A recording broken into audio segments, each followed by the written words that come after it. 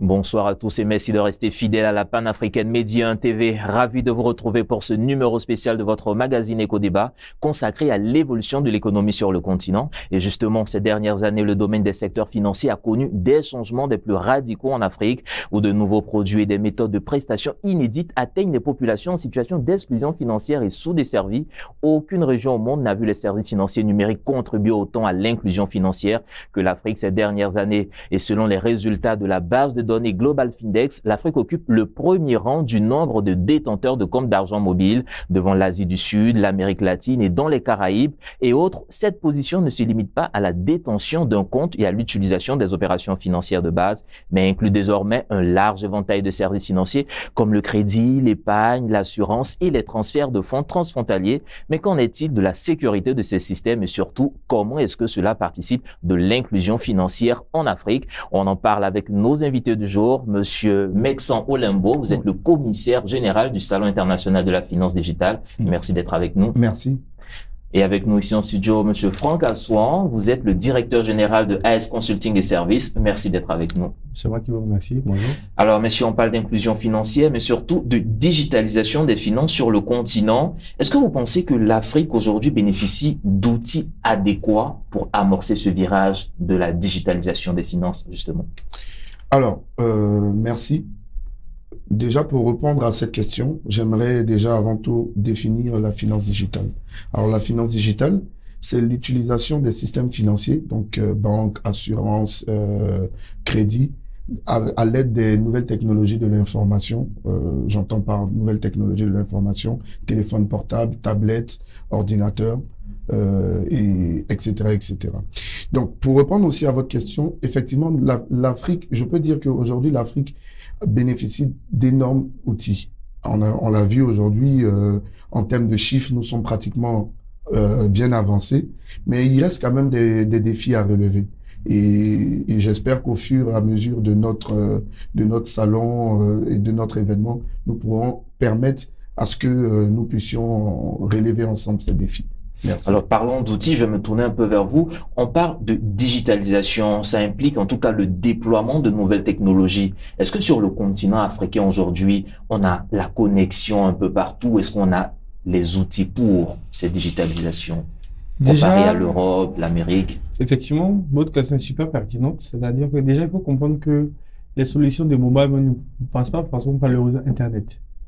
Ils passent par le réseau de télécommunications. Donc, c'est-à-dire qu'avec même un mobile normal, vous pouvez accès à, peut-être, je ne vais pas citer des grandes marques, mais déjà aux solutions de mobile money. Donc, déjà, ça, c'est un premier pas. Il faut savoir que le taux de pénétration en Afrique est à Abidjan, en Côte d'Ivoire, est de 102% en termes de personnes qui ont des téléphones portables. Ça, c'est un premier pas qui a été posé. Et il faut voir que les populations, au jour d'aujourd'hui, sont plus réceptives aux solutions de mobile money qu'aux solutions de bancaires. Donc, c'est-à-dire qu'aujourd'hui, grâce aux solutions de mobile money, le taux de bancarisation a en constante croissance. Alors, ben justement, en parlant de banques et de ces services digitaux, de ces nouvelles technologies, on voit un peu les transferts de fonds entre populations, entre entreprises. On a vu l'avènement de Wave, de Orange Mobile, de MTN Mobile. Est-ce que, même de Orange Bank, est-ce que ces systèmes financiers digitaux ne viennent pas justement concurrencer le travail, l'activité des banques classiques, des banques traditionnelles? Alors, avant de pouvoir répondre à cette question, je peux vous dire que en termes d'outils dont vous avez parlé lors de votre précédente question, je peux vous dire qu'aujourd'hui, nous avons dépassé la 4G. Vous avez certains pays en Afrique où on est en train de passer à la 5G.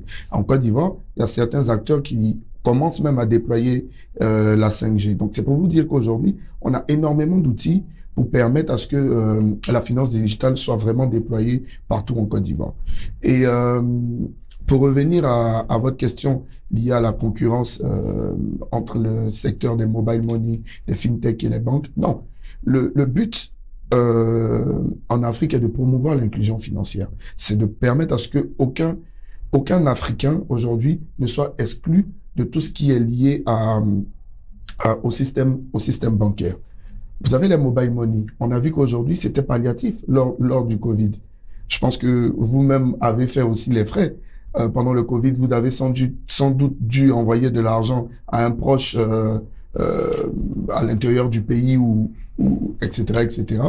C'est pour vous dire que ce n'est pas un concurrent, mais c'est plutôt c'est plutôt voilà, un moyen de substitution et c'est plutôt complémentaire.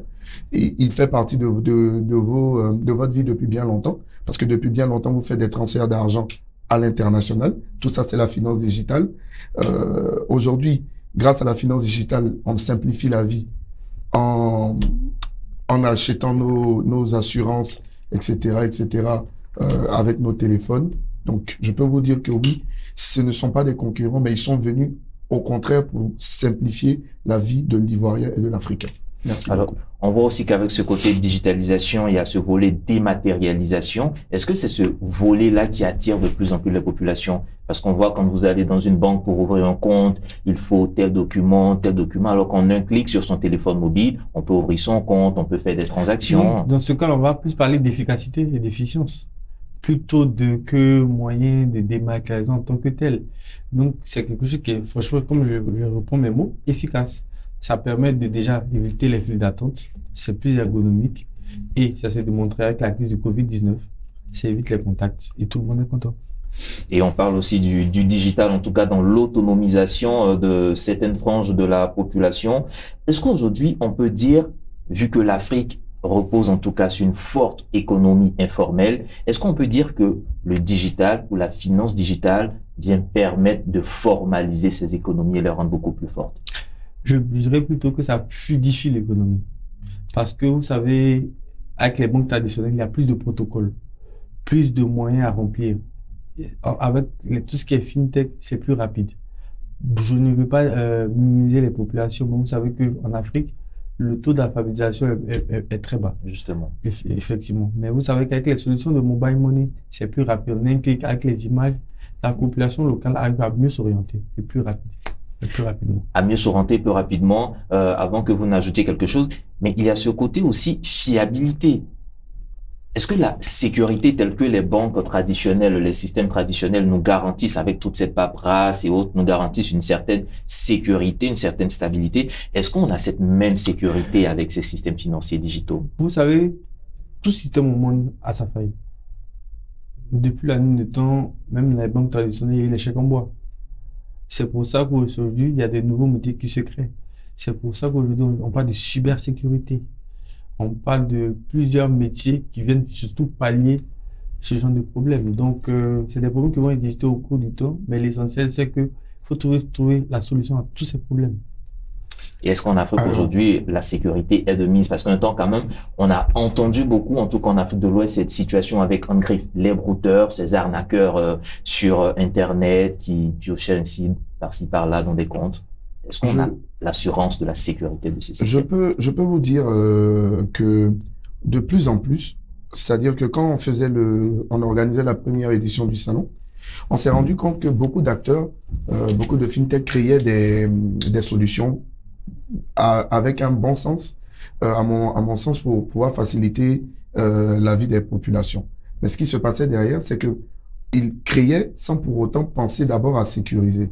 Donc aujourd'hui, notre salon est fait déjà dans un premier temps pour leur dire, écoutez, pendant que vous créez, il faut mettre en place des outils pour pouvoir pallier à certaines failles, même si ces outils existent déjà.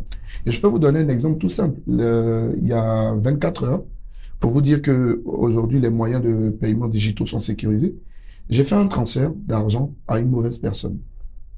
J'ai eu 5 à 10 minutes. J'ai composé une syntaxe et après cette syntaxe, le montant a été gelé et il m'a été restitué. Donc, je peux vous dire aujourd'hui que les moyens sont sécurisés. À côté de ça, vous avez les banques aujourd'hui qui vous permettent de pouvoir faire vos virements en ligne. Mais en même temps, quand vous faites des erreurs et tout, on peut geler aussi ces montants et vous les renvoyer. Donc, aujourd'hui, je peux dire que on a énormément d'acteurs, même pas uniquement dans le volet bancaire, mais on a aussi des acteurs maintenant, pendant que les fintech créent des solutions, qui eux aussi créent des solutions pour pouvoir pallier aux problèmes de sécurité. Voilà à peu près ce que je peux vous dire. Et puis, il faudrait pas forcément coller ce côté de fraude à l'Afrique, forcément. Parce que bon, je ne voudrais pas vanter les mérites, mais si vous voyez en matière d'arnaque, c'est pas forcément l'Afrique qui a le plus d'arnaque, c'est plutôt vers l'Occident qui a le plus d'arnaque. Vous comprenez? Donc, il faudrait pas qu'on colle ça forcément à l'Afrique pour dire que oui, c'est en Afrique qu'il y a le plus de fraude, il y a ceci, il y a cela. Non. Est-ce que le taux assez faible d'alphabétisation de nos populations n'est pas une faille, une brèche que en tout cas, ces personnes malveillantes peuvent utiliser justement? Bon, je vais pas Parce parler que là, par exemple, que- je reprends votre cas tout à l'heure, vous avez fait une mauvaise transaction, vous avez eu le temps de composer une certaine syntaxe, mais pour quelqu'un qui habite dans un fin fond, dans un village, qui ne connaît pas cette syntaxe, il n'y a pas cette vulgarisation, comment est-ce qu'il fait pour... Si, alors je peux dire que moi, aujourd'hui, j'ai connu cette syntaxe grâce à une communication des mobile money. Je ne me suis pas levé pour pouvoir faire cette syntaxe. C'est parce que justement, ils ont communiqué assez et il n'y a jamais assez de communication. Mais à notre échelle, ce que nous sommes en train de faire, c'est de permettre aux populations les plus reculées de pouvoir connaître les systèmes financiers. Je peux vous dire aujourd'hui que vous prenez le cas par exemple de WhatsApp. Quand WhatsApp est arrivé en Afrique, la plupart de ceux qui utilisaient, ce sont des jeunes. Mais aujourd'hui, vous voyez qu'il y a des personnes âgées aussi, d'un certain âge, qui utilisent WhatsApp. Mais comment? Grâce à leurs petits-enfants, à leurs enfants, à leurs neveux, à leurs cousins, qui, eux, ont appris à ces personnes-là. Les mobile money, c'est pareil. Vous voulez faire un transfert à votre papa, je dirais moi, Tengrela, etc., etc. Ils ne connaissaient pas, mais grâce à une communication de tous ces acteurs, aujourd'hui, ils savent comment utiliser. Donc, c'est pas un problème. Le problème aujourd'hui qui se pose, c'est que nous voulons contribuer efficacement à l'inclusion financière. Voilà. Justement, cette inclusion financière, elle passe par des initiatives un peu partout sur le continent et on voit qu'il y a un salon majeur qui est exclusivement dédié à la finance digitale, qui se tient notamment à Abidjan, le Salon international de la finance digitale. Quelle est la particularité de ce salon aujourd'hui? Je vais commencer par vous, je me retourne vers vous. Quelle est la particularité? La particularité, c'est il faut déjà faire un état des lieux. Un état des lieux? Un état des lieux. Qu'est-ce qui est fait? Qu'est-ce qui est fait? Stopper les fraudes. C'est-à-dire aux populations même reculées qui ne la connaissent pas, pour dire que voilà ce qu'on vous propose.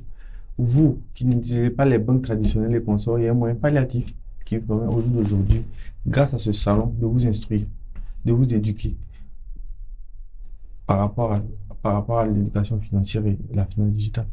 Je me retourne aussi vers vous, mais je vais compléter encore ma question. Quand on voit, par exemple, puisqu'on parle d'inclusion financière, et on a vu que l'Afrique est majoritairement dans une économie informelle, est-ce que ce salon va permettre aux petits commerçants, aux petits artisans, de pouvoir leur dire, voilà comment est-ce que votre économie, en tout cas votre système, peut passer au formel grâce à la digitalisation de vos finances, justement? Alors, oui, parce que nous avons plusieurs panels qui va traiter à peu près ces questions. Je vous donnerai par exemple un panel qui s'appelle Digital levée d'inclusion financière pour les femmes. OK? Vous avez plusieurs acteurs aujourd'hui en Côte d'Ivoire qui ont créé des liens de paiement, des TPE pour les petits commerçants, pour leur permettre justement de pouvoir avoir une certaine traçabilité dans leur comptabilité et avoir une certaine traçabilité. Donc, notre salon va traiter énormément de questions. On n'a pas uniquement le côté inclusion financière. On a aussi la lutte contre le blanchiment des capitaux et le financement du terrorisme. Vous savez que c'est une question d'actualité en ce moment. Donc, vous avez aussi un panel sur l'état des lieux des paiements digitaux par les populations rurales. Un exemple en cas de collectivité territoriale. Donc aujourd'hui, vous savez que grâce à la finance digitale, on arrive à acheter notre récépissé de carte d'identité, notre récépissé pour le passeport. Aujourd'hui, grâce à la finance digitale, si vous êtes né à Tengrela, vous n'êtes plus obligé d'aller jusqu'à Tengrela. Vous pouvez tous les thèmes fiscaux. Vous pouvez avoir même votre extrait de naissance en ligne. Donc, c'est vraiment tout ça que nous souhaitons expliquer. Vous avez des acteurs aujourd'hui qui font des crédits à des à des petits commerçants au secteur informel, comme vous disiez. Donc, nous les avons conviés à cet événement pour qu'ils prennent part aussi et qu'ils expliquent leurs nouvelles solutions innovantes. Voilà à peu près les particularités. C'est surtout simplifier, OK? Ensuite, permettre aux acteurs de présenter leurs nouvelles solutions innovantes. Et aussi, on a, grâce à un de nos partenaires, permis à certains jeunes d'avoir des stages. Bon, on ne peut pas offrir des stages à tout le monde, mais grâce à notre partenaire, voilà, nous avons permis à un bon nombre de jeunes qui seront présents d'avoir des stages pour leur permettre d'augmenter leurs capacités. Alors, vous avez évoqué tout à l'heure le blanchiment de capitaux, le terrorisme et autres, mais en restant en tout cas sur le volet sécurisation, en tout cas de nos finances, est-ce que le digital n'efface pas les traces? Est-ce que c'est pas un moyen plus facile pour ceux qui veulent blanchir en griffe le capitaux de passer par ces moyens? Justement, je dirais non, parce que tout bon informaticien, tous ceux qui vont dire que sur le digital, rien ne s'efface. L'empreinte numérique reste à vie. Je peux répondre à cette question en vous donnant un exemple qui est très palpable. Vous avez eu des attentats en Europe, énormément d'attentats en Europe, en France. À ces attentats-là, a donné solution au fait qu'en France, par exemple, on ne puisse plus, à partir d'un certain montant, payer en espèces. Pourquoi? Pour pouvoir avoir une certaine traçabilité. OK?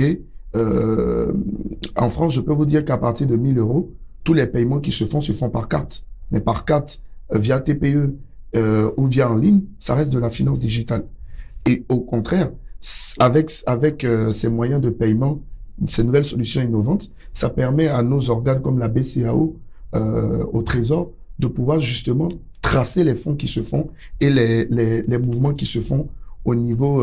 afin d'être centralisé. Voilà, les nouveaux moyens de paiement qui se font de façon journalière.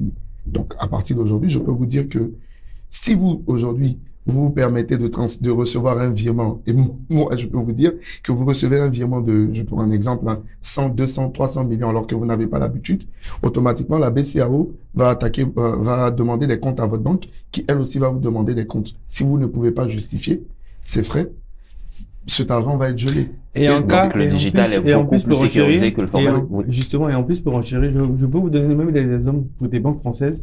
Le système financier ivoirien, je ne le connais pas tellement, mais je vois une banque française.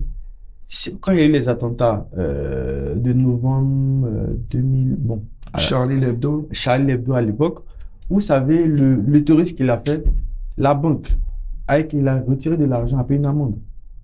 Je ne vais pas citer le nom de la banque, mais c'est vous regardez sur Google, c'est vérifié. Elle a payé une amende. Pourquoi? Parce que ça permet de quoi? De faire la traçabilité.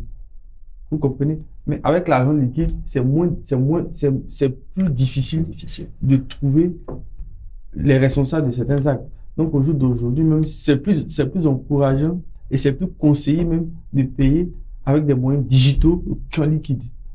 Alors, et là, je reviens vers vous. Encore tout à l'heure, vous avez parlé, par exemple, du cas de la France où arrivé à un certain montant, on ne peut pas payer en espèces, on doit utiliser sa carte ou d'autres moyens bancaires. Est-ce que vous pensez que en Afrique, on peut arriver à ce stade? Parce qu'on voit aujourd'hui des transactions, mais de gros montants, mais qui se font dans la ville, comme on le dit, avec des sachets noirs, des petits sacs, et pour une question de traçabilité, de sécurité. Est-ce que vous pensez que la législation africaine peut arriver à ce stade? Est-ce que votre salon peut le permettre? Oui, mais d'abord, avant notre salon, on a une réglementation. Justement. En fait, c'est la réglementation qui permet de sécuriser tout ce qui est moyens financiers. Donc, vous avez la BCAO qui s'assure de cette réglementation. Vous avez le Trésor public qui s'assure aussi de cette réglementation. Après, quand vous parlez de mouvements financiers qui se font de façon informelle, oui, c'est un fait. Mais aujourd'hui, vous voyez qu'aujourd'hui, avec les mobile money, il y a un certain montant qu'on ne peut pas dépasser en transactions journalières, ou même par mois, je pense, au niveau d'Orange, pour ne pas citer de nom, ou même de MTN, je pense que c'est 5 millions par jour ou par mois, je n'ai plus le montant exact.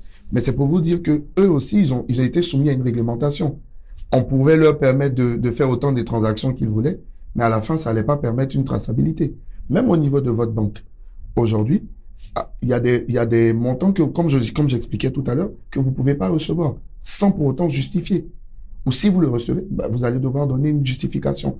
Donc, tous les moyens sont mis en place. Et nous, justement, notre rôle, en tant que communicant, en tant qu'organisateur d'événements, c'est de permettre à la population de connaître déjà ces problèmes qui sont liés à eux, de savoir que, attention, si vous recevez une grosse somme d'argent, parce que ça peut arriver, quelqu'un vous fait un virement sans motif donné, il vous vire une grosse somme, soit par erreur ou par inadvertance, vous le recevez, sachez que derrière, vous allez devoir rendre des comptes, justifier.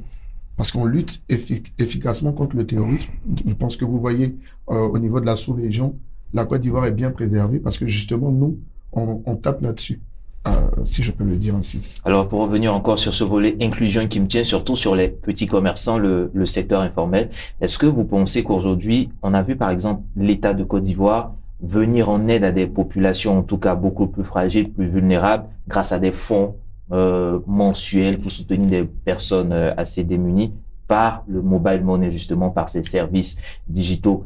Est-ce une forme de, comment dire, centraliser les données pour amener ces personnes petit à petit vers des banques classiques ou des systèmes financiers normaux, ordinaires? Ou bien on part véritablement sur l'institution de la finance digitale partout? Alors là, vous parlez de données à caractère personnel. Je vous tends la main en vous disant que lors de notre salon, on a fait venir un expert qui va expliquer justement à ces populations déjà les menaces liées à ces données à caractère personnel. Mais en même temps, expliquer aussi que des banques, les acteurs locaux ont mis en place justement ces moyens-là pour pouvoir encadrer. Donc, je peux vous dire que vous prenez certaines banques où vous allez faire des transactions, vos données sont vraiment sécurisées. Quelle est la complexité? La complexité, c'est que demain, vous vous retrouvez à avoir votre identité qui soit dans la main de mauvaises personnes. Donc, c'est justement pour tout ça que nous avons fait venir des acteurs, même pas qu'un seul expert, nous avons fait venir plusieurs experts qui vont traiter ces questions-là liées aux données à caractère personnel. Et permettez-moi de vous couper, ça sera quand ce salon justement? 22-23 juin. 22-23 juin en Côte d'Ivoire. Alors, nous arrivons pratiquement au terme de cette émission. Alors, messieurs, quel serait votre mot de fin, votre vision pour la finance digitale en Afrique pour les 10-15 prochaines années? Monsieur Franck Assou. Déjà, c'est d'inviter les populations à adhérer au nouveau moyen de finance digitale et tout, à se mettre à l'heure du temps, de façon à être compétitif aussi, parce que c'est pas forcément le fait de consommer de la finance digitale aussi. Il y a des métiers qui vont aller avec. Il faut être à l'heure du temps. Donc, j'invite tout le monde à participer à ce processus et justement, la deuxième édition du Salon international de la finance digitale, les 22 et 23 juin 2023, sont la bienvenue. Pour les populations qui sont un peu sceptiques, à venir s'imprégner, à poser la question, à s'éduquer. C'est tout. Merci, M. Franck. M. Meksan Olembo, votre mot de fin et votre vision pour la finance digitale en Afrique. Alors, mon mot de fin, c'est de dire que aujourd'hui, vous avez un événement organisé et fait uniquement par des jeunes. Je ne suis pas celui qui est détenteur du slogan « Année de la jeunesse », mais je peux dire qu'il en a inspiré beaucoup de jeunes. Donc, ce salon que nous organisons est notre participation citoyenne pour permettre à l'inclusion financière, pour éduquer la population, parce que comme je vous ai dit, on ne fait jamais assez de communication, pour montrer les nouveaux métiers qui sont sur le marché, ensuite les nouvelles tendances et les nouvelles innovations. Donc nous invitons les populations à répondre massivement, mais aussi, si vous me permettez, nous souhaitons remercier notre partenaire institutionnel, qui est la CEDEAO, grâce à sa représentante, son Excellence Fanta Cissé, représentante de la CEDEAO en Côte d'Ivoire, et à notre partenaire institutionnel aussi, Madame la ministre Nasseneba Touré, ministre de la Femme et de l'Enfant, et à tous nos partenaires que je ne pourrais citer ici, parce que vous n'allez pas me laisser le temps de pouvoir citer, c'est vous dire merci. Merci à nos ministres de l'économie et des finances et de l'économie numérique. Merci. En tout cas, merci encore à vous, messieurs. Monsieur Franck Assouan, directeur général de AS Consulting et Services. Monsieur Meksan Olembo, commissaire général du Salon international de la finance digitale. Merci d'être venu sur le plateau de Medi 1 TV pour parler un peu de votre contribution au niveau de l'inclusion financière en Afrique grâce à la finance digitale. Mesdames et messieurs, c'est ici que se referme cette émission. Vous pourrez la retrouver sur notre site internet www.medi1tv.com. Agréable suite de programme sur nos antennes.